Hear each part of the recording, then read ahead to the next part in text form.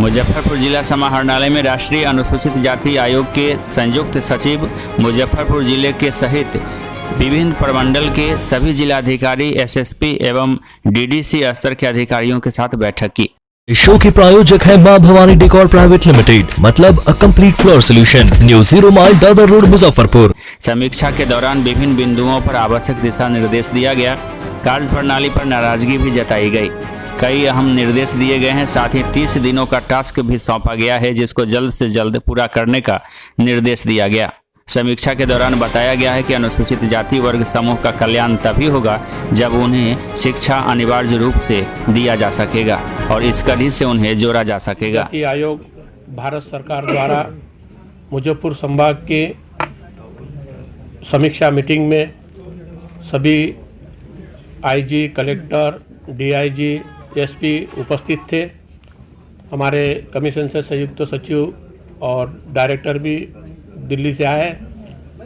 कुछ मुजफ्फरपुर संभाग के अंदर कुछ शिक्षण संबंधित जो विषय था उसके ऊपर विशेष करके हमने फोकस किया, क्योंकि अनुसूचित जाति वर्गों का बच्चों का अगर शिक्षण का स्तर बढ़ेगा तो आने वाले समय में उसकी तरक्की होंगी, उसको रोजगार के साधन उपलब्ध रहेंगे।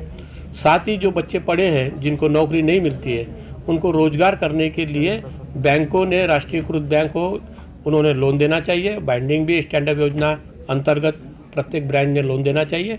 कुछ जो खामियां जो दिखी नहीं हमारे को, ऐसी हमने समीक्षा की और निर्देश दिए कि भविष्य के अंदर आप ये जितने भी लोगों के लोन केसेस है, उसके बाद में कुछ शिक्षण का ड्रॉप जो कम हो रहा है उसको भी आपने बढ़ाना चाहिए। ऐसी जो खामियां थी उसको 30 दिन के अंदर हमने दुरुस्त करने के आदेश दिए। ठीक, किस प्रकार का लोन दिया जाएगा उन लोगों को? देखो, जो शासन की जो योजना है, केंद्र शासन की योजना है, राज्य शासन की योजना है, स्टैंड अप योजना है, मुद्रा लोन है, उसके बाद में वेंचर कैपिटल है, ऐसे बहुत से जो लोन है जो अनुसूचित जाति वर्गों के लोगों के लिए कल्याण के लिए बनाया गया, उनको उनके रोजगार, उनके उत्थान के लिए बनाया गया। तो ऐसे उनको लोन जो समय समय पे उसका मॉनिटरिंग भी कलेक्टर करते हैं। कुछ लोगों ने जो लोन केसेस दिए उसके मंजूर नहीं होंगे तो उनके केस को भी मंजूर करना चाहिए और उनको उद्योग में राज्य सरकार ने और केंद्र शासन की जो योजना है उसको हाथभार लगाने के लिए, उसके अपने पाँव पे खड़ा होने के लिए, इसका स्तर बढ़ाने के लिए आगे आना चाहिए, ऐसा हमने निर्देश दिया। देश में अभी भी कई जगहों पर दलित उत्पीड़न जैसी समस्याएं जो सामने आती है, रोजाना ऐसे मामले केस दर्ज होते हैं जिसमें दलित को जो जातिगत शोषण है वो सामने आता है। इसको लेकर आयोग क्या कुछ कर रहे थे? देखो, आयोग के पास में जो संज्ञान में केस आती है उसकी निश्चित हमारा कमीशन उसको नोटिस इशू करता है। उसके ऊपर सारे कलेक्टर, एसपी से उसका ब्यौरा भी मांगते हैं कि इसके ऊपर आपने क्या किया।